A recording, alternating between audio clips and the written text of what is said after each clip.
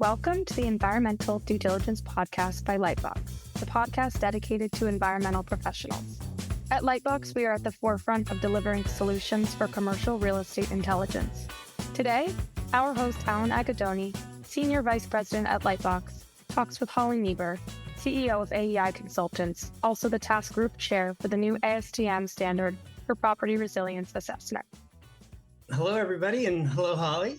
Welcome to the podcast. I don't think the timing could be any better for this one because we're talking about property resilience and climate risks, things like wind, flood, fires, considering that we just witnessed one of the most devastating hurricane seasons in memory. Property damage from Milton alone is expected to exceed something like $100 billion, if they even know at this point. And many years, I've heard decades in some cases, of reconstruction in some of these, especially in some of the mountainous areas that we've witnessed. CoreLogic recently did a report, I think it was during the summer, about estimating that more than 30 million residences from Texas to Maine are at risk from hurricane wind exposures, totaling, ultimately in trillions of dollars. So the risks are out there. And the commercial real estate industry is, I think, primed and ready to, in general, and I think due diligence practitioners specifically are realizing that it's time to talk about property resilience measures. So let's do that. But first, we're going to go into all of the relevant and timely things that are going on with regard to the new standard. And we'll also be talking about how those things might be applied right now in the industry and maybe where they're going. I think there's a lot to talk about there. So we got a great agenda for today. I wanted to start off, though, with something that came to me as I was talking with Holly when we were preparing for this. And that is that for those of you who have known Holly for many years, like I have and worked with her, and or maybe for those of you who haven't, but you know that she's a CEO of one of the largest due diligence companies in the country. And when we were talking about your career path, I thought I was super interested in it because I think, especially for folks that are coming into the industry or new to the industry, I know that you spent some time mentoring young people coming into the industry. I think they'd like to hear more about how you got into it, how you grew in the industry, how the industry grew with you. So why don't we talk a little bit about that first? All right. Thanks, Alan. It's great to be here. I'm really happy to have this conversation with you today. And I hope my story is instructive to others in the field. So really back in the day when I was a little kid, I was just a nature girl. My mom was always marching to save the whales or the baby harp seals or whatever. So we were always marching and writing letters. And so I kind of came up with an environmental activism sort of perspective, and then went into college, got an environmental studies degree, and expected that I would be, saving some whales or something. But at the time I graduated, I struggled to find a position. I ended up with a job as an administrative assistant at PSI, Professional Service Industries, for anyone who knows. Went to University of Kansas, and they had an office there, a Hall Cambrell PSI office. So I was in their national client group as an admin assistant, and the first opportunity I had to get involved in doing phase 1 ESAs, I jumped at it. And then they had an opening out here in California, which is when I moved out here. And I loved doing phase 1 environmental site assessments, and especially coming from Kansas City, where I grew up, to California and being able to explore Mendocino and Santa Cruz and San Francisco and Oakland, all these beautiful places as a result of doing project work was cool. Plus, I love history. So learning all about the Sanborn maps and history, the life story of every property. I just love environmental site assessments. But there was a point, honestly, at which I felt, I really wanted to make a difference in the world, and how is doing phase 1s really helping anyone? It's, seemed like it was just kind of a cog to help loans get done. But then I realized how impactful the built environment is on our quality of life, and how understanding the flow of money really highlights areas of opportunity for people to make good decisions about things like the environment. And I learned about the Phase 1 ESA and the ASTM development of that. And the fact that we have had these assessments over the last several decades, that 1527 that developed from ASTM work, really has transformed our country in a way that the regulators alone could never have done. There's no way the regulators could have identified all the dry cleaners and gas stations and other things that could be threatening our drinking water and so on. So the fact that phase ones are included in commercial real estate finance is so meaningful and important. And I'm really proud to have had my career in that world and hope that those of you out there doing phase ones understand how impactful your work is to the health and safety of our communities across the US.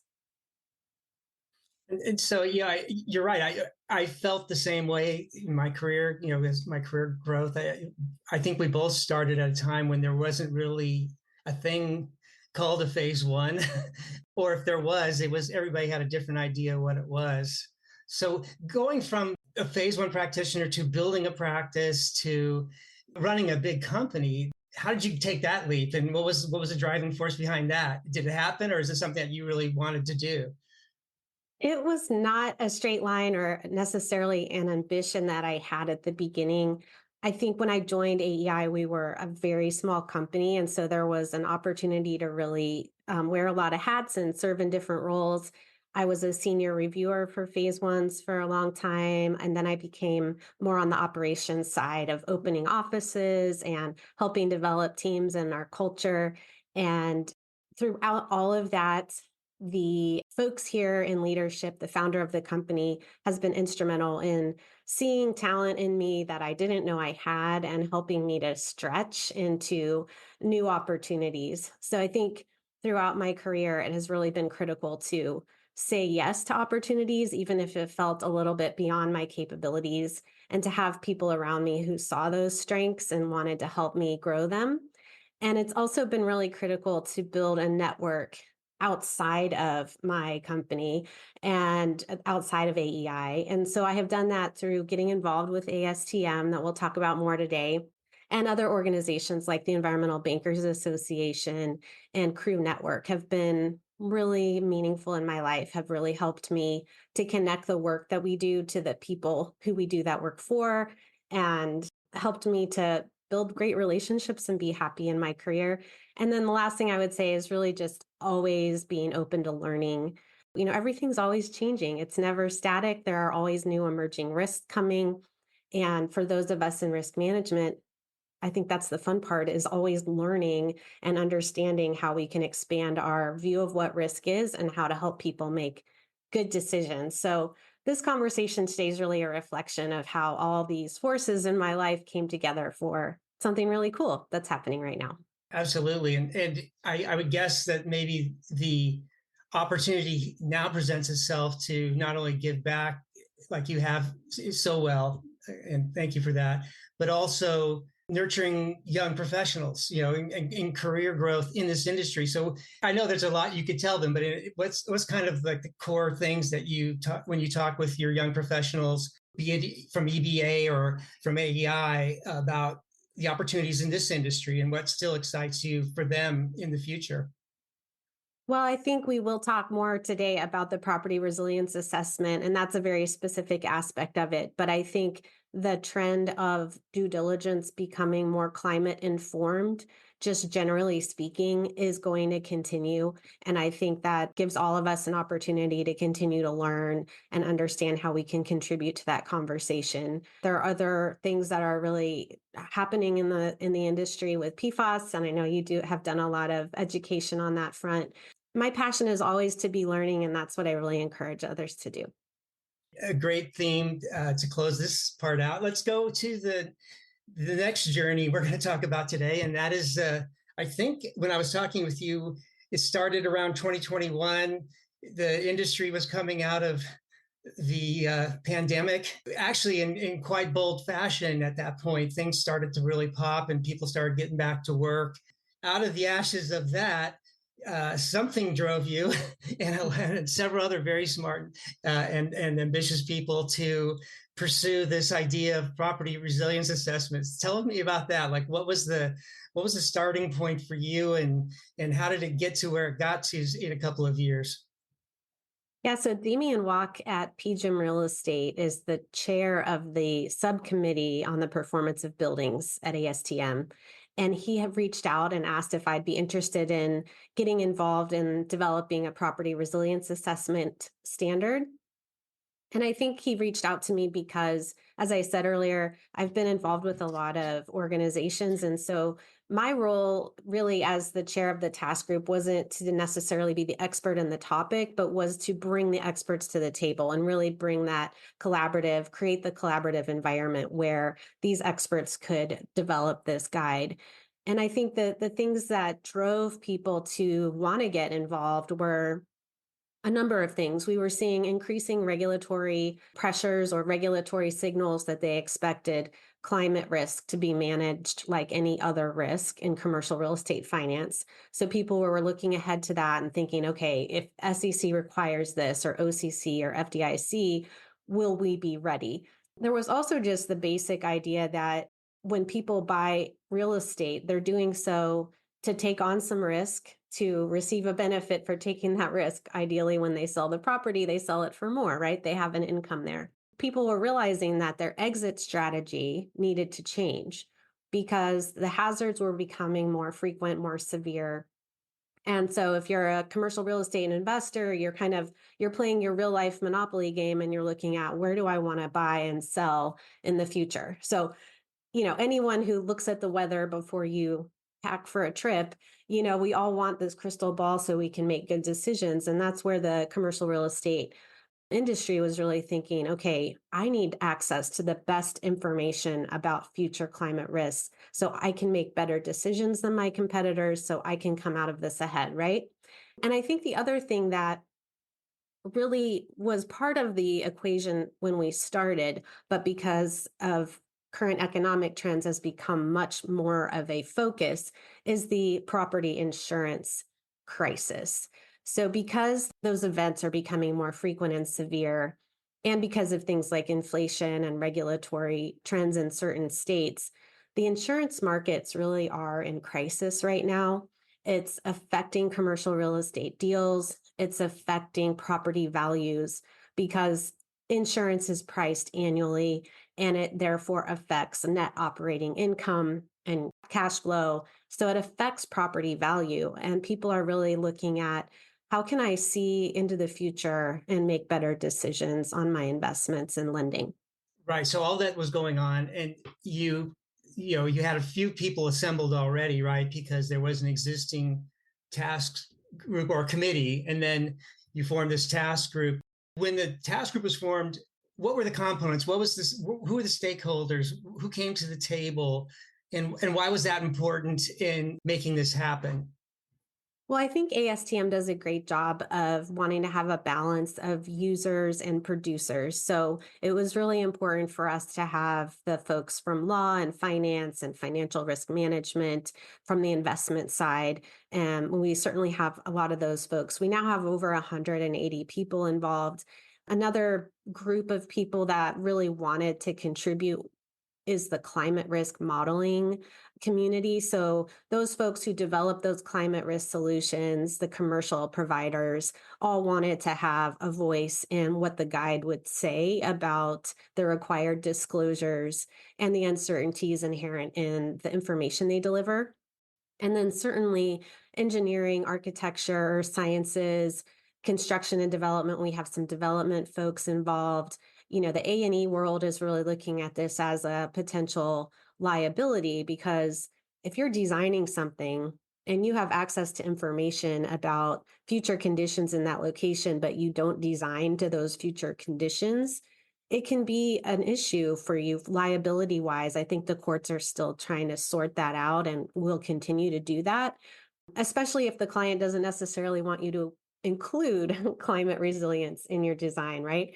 So there are a lot of folks dealing with this. And then, of course, on the due diligence side, we're looking at, hey, we're already doing environmental site assessments, property condition assessments, possibly seismic risk assessments. And now our clients are asking us to do climate risk assessments. So all of those of us in the consulting space also wanted to have a generalized, systematic approach to these property level assessments that could be done alongside the other ASTM products we offer. And for people who weren't there at the beginning, full disclosure, I did monitor and observe the group from the beginning, and it was really fascinating to me because this seemed like a bottoms up approach where there really wasn't something to work from. It seemed like every industry came together and put what they had on the table, and you guys started there. Is that a pretty accurate assessment of how things started out? Yeah, I mean, it was just really exciting. I think everyone was very happy and just thrilled to have some other people to brainstorm. They were all being asked to look at this by their respective organizations and kind of, we were all just doing massive research to try and figure this out. And then all of a sudden we had each other and we could talk to each other about what made the most sense. So the first part of the effort really was to gather all the information we could find out there about approaches that might already exist. And then we split up into teams. I mentioned the climate modeling companies. They gathered to write the sections about that climate risk modeling section. And I should explain what the property resilience assessment consists of. So it's 3 stages. It's not all that innovative, really. It's more explaining in a consistent, systematic way how most people approach hazards, right? So stage 1 is identifying the climate and natural hazards likely to affect a property by reviewing commercially available or publicly available climate models, along with what you might be able to find locally. Some cities, city of Boston, for example, has very advanced resilience maps. So stage 1 is really that screening piece. Stage 2 is making an assessment of the property itself, the capacity of the property to withstand and recover from those hazards that were identified in the prior stage.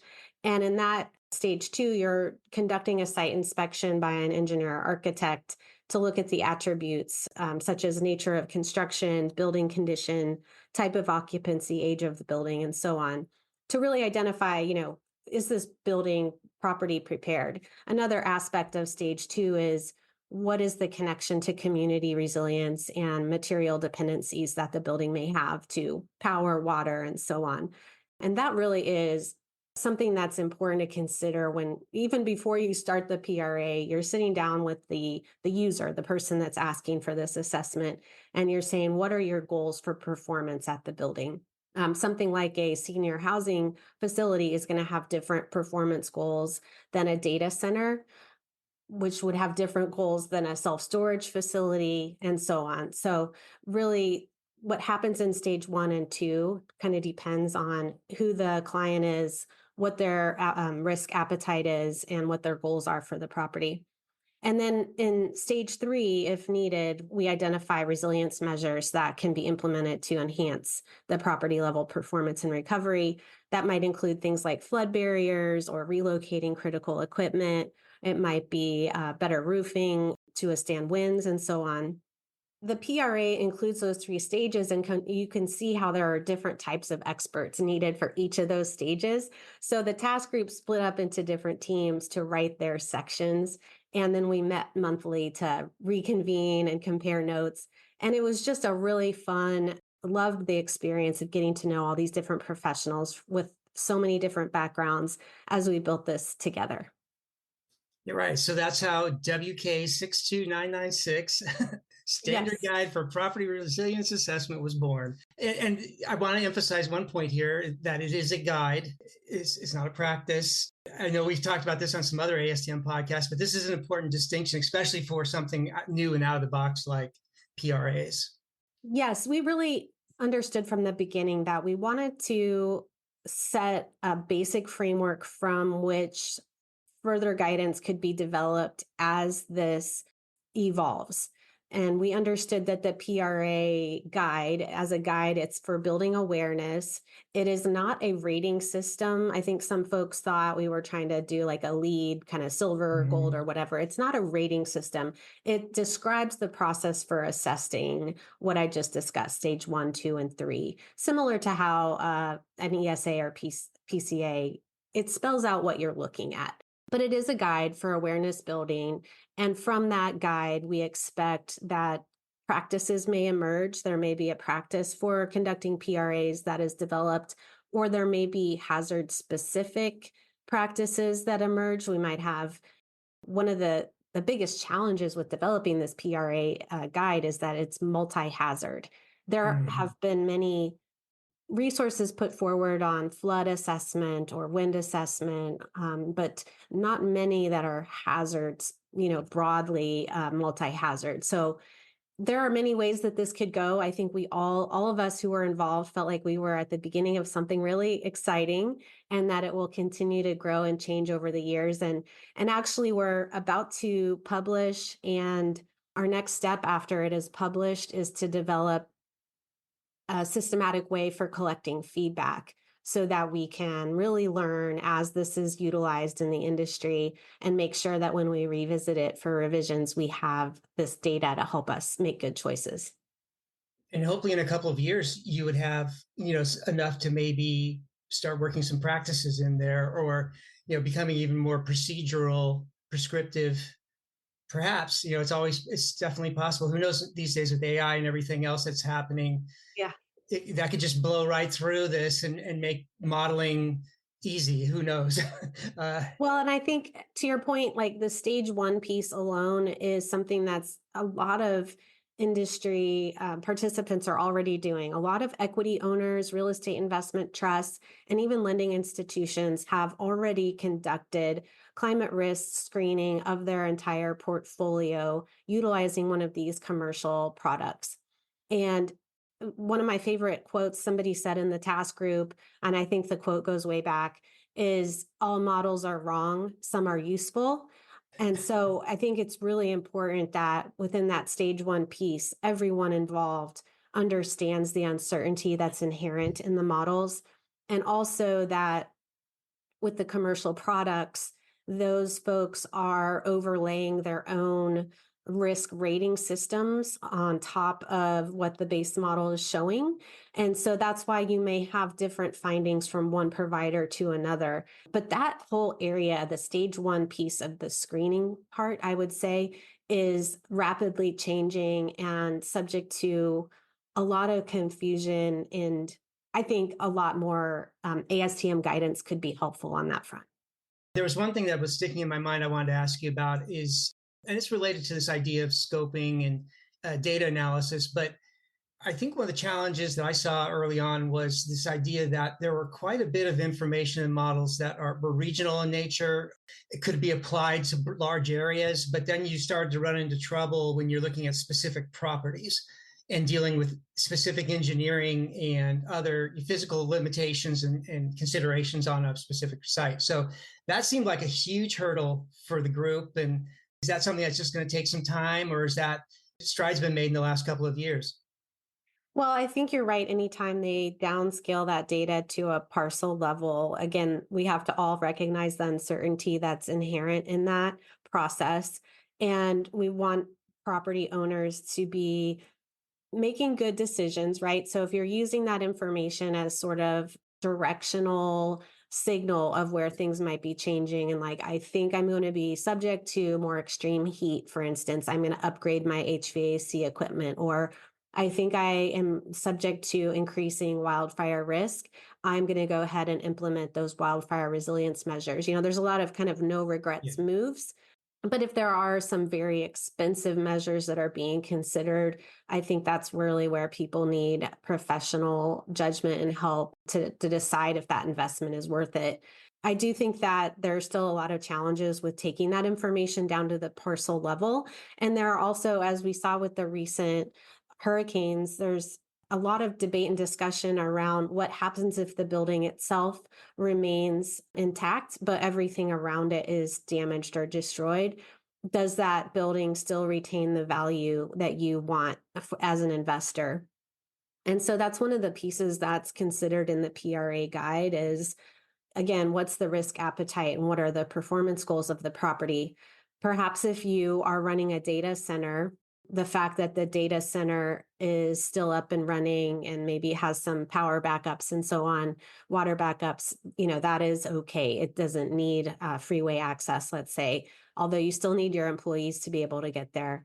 But if you're a logistics center and the access to the freeway or train is flooded, then that really impacts the cash flow at the building, the income at the building. So I think it's very tempting for people in commercial real estate finance to think, I'm just going to buy this tool and it's going to tell me my value at risk, or it's going to tell me the financial risk here.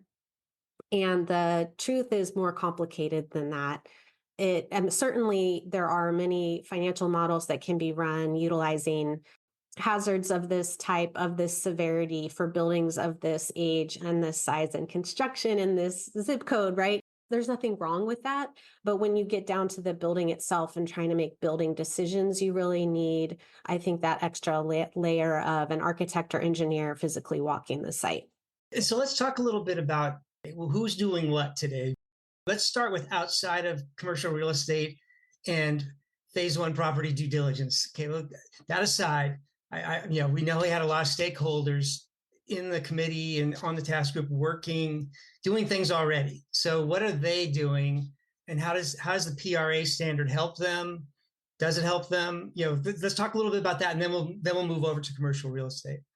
As I said, the banks are looking at what is the risk within their lending portfolio. I think Risk Management Association, RMA, did a survey of the members of its climate risk consortium, which granted is a specific sample set, right? But 89% of those banking members were already doing some evaluation of physical risk in their portfolio. So where the PRA comes in is, what do you do with your high risk sites? So if you find a third of them have some risk that's really elevated, what do you do next? And I think that's where the PRA comes in to validate those results, to help you work through those results. Many times you might have something comes up at high risk on these models, but isn't actually, and you just need some validation. So that's what I would say we're seeing a lot of the banking folks doing. Outside of that, hotels are really interested in this. Hotels, because downtime is very damaging to their business model. Data centers that I mentioned earlier, hospitals, it's interesting, I think, this whole community that came together for the PRA, because in a lot of ways, the climate risk assessment is somewhat new, but as well, like flood risk mitigation for hospitals is not new at all, right? So there's these worlds of old and new coming together to try and solve kind of more modern, forward-looking problems. But there's so much expertise that has been developed over the decades to help critical facilities like hospitals be prepared. Another area I would just direct people, if they're interested in learning more about, is the Department of Defense, which you wouldn't necessarily think oh, they must be really into climate risk. But the DoD is very proactive on this because they connect climate risk to military readiness. And they have had some of their bases severely impacted by sea level rise and severe storms. And so they're really proactive. And that's just another example of how anyone who cares about the property's ability to serve its function is looking at this now or will be soon. And of course, there's the insurance industry, who was well represented in the committee, and for good purpose, because they've been modeling and analyzing risk related to all these issues probably longer and more than anybody else, right? So they had as much at stake as anybody and had as much knowledge to bring to the table as anybody. How does the PRA work into their scope of what they do? Well, I think the commercial real estate industry as a whole is really hoping to see insurance continue to step up. It's a tough situation because the incentives aren't really aligned at this point where insurers don't want to insure something that's at an elevated risk, especially in a state where they're not able to price in accordance with that risk. And it's not just that the hazards are becoming more frequent and severe, it's that properties are more expensive to rebuild and so on, right? So there's so many factors affecting the insurance industry. The lenders, of course, they want to make the loans, but they can't make the loan if the insurance isn't available. So those groups both want these properties to retain their value and be able to withstand the hazards, but the property owner may not necessarily be seeing the ROI on the resilience measures that could be employed. So I think what everyone in the industry is really hoping for is that the insurance industry continues to see a benefit of incentivizing resilience measures and baking that into their premiums. And I know that's challenging because so many things do affect that pricing. But there is one insurer, I believe FM Global, that will give their clients better pricing if they can demonstrate resilience measures have been implemented at a property. And I'm really hoping that that's something that continues to grow. I know that there was talk about international standards. This is certainly an international thing. It's not just the USA. How are they taken into consideration? Were they taken into consideration? And it sounds like there's drivers going on out there too. So if you're at play in the international market or working with lenders or insurers who have a broad reach, you might end up having to answer some questions about this topic too, right? Definitely. The international sustainability frameworks, there's several that if you're operating internationally, you may be reporting to. They all require an evaluation of physical climate risk, and they all want you to explain what you're doing about it. So the PRA really serves that function as to say, not only are we looking at it, but we have a process in place to address elevated risk when they're identified. And so the companies like AEI, out there who are traditionally doing a broad range of engineering services, plus you've got the phase one and the transactional services as well. What all are you guys doing? What can companies that are traditionally involved in doing things like PSAs and PCAs, what could they be doing right now in this arena using the PRA? Well, I think if, especially for companies that do offer property condition assessments, I think it's, although you and I, we have a special place in our heart for ESAs, I think the PRA is probably more closely aligned with the PCA. And so what we're doing, and I'm sure many other firms like us are doing, is upskilling our engineering teams, our property condition assessment teams, trying to find those folks that are interested in learning this and implementing it into their training and giving them opportunities to perform these assessments. There is the AIA provides climate risk training that's really useful. And of course, there's so many other places to learn. But I will say too, for people like me with an environmental background, I wouldn't necessarily been doing stage 2 or 3 of a PRA, but I could definitely participate in stage 1 and understanding the mapping. And there's so much to learn there. There's a organization called GARP, and GARP Climate Risk. It's a great podcast that I would definitely recommend. And they also offer a course on climate risk analysis. So I think for those of us with an environmental background, that stage 1 of the PRA is still a place where we can add a lot of value. And I would add, as an example, HUD, Housing and Urban Development, HUD has already implemented a climate risk requirement for substantial renovation projects. And they require a climate risk screening, and that is often done by the environmental personnel. So whether you're on the environmental or the building assessment side, I think there are roles for us all to play. How about just one last question, then we'll move on. But the idea of technology, it seems like there's a lot of potential for technology to help this topic and help engineers and consultants find their way through this. what are some of the things that stick out in your head, or what are some of the things that the PRA guide says to people about using technology, be it in the field or maybe back in the office? Is that a driving force behind the guide? Yes, stage one especially sets out some expectations on the disclosures that the climate risk modeling companies will provide. And that again is because they're utilizing the base models that often have been developed by the national labs as a public good. They're taking those and adding their own commercially developed technology on top of that to provide some risk assessment, to provide some financial modeling. And it's great, right? We all love commercial innovation, but it's really important that they are clear about what is being included, how it's being evaluated, and that we have a standard set of disclosures. I think the PRA guide is really just a tiny baby step in the right direction with that. There's still a lot of debate about the kind of black box nature of these climate models and the potential harm, honestly, that could occur as a result of utilizing the climate models in credit decisions, because there is a correlation between climate risk, environmental risk, and environmental justice.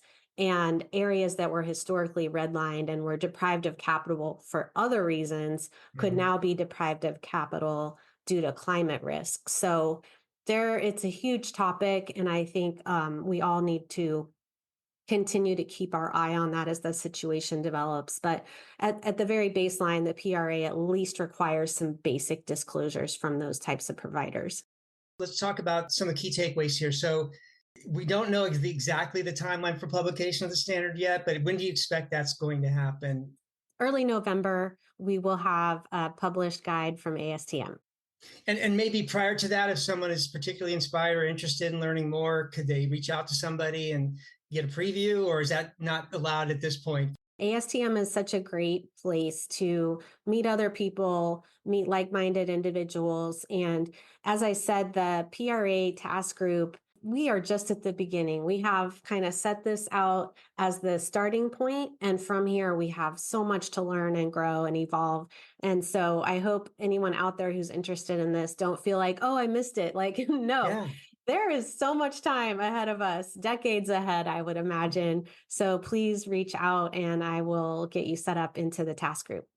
Right. Think about E1527, right? In Exactly. 1991 or in 93. And then it goes Yep. on and on and on. And that's kind of the exciting thing here. And maybe this to bring it full circle, people like ourselves went through the whole evolution of the ESA standard in much the same way that this is going to evolve, through iteration, through consensus building, through building that baseline of information that we can all tap into.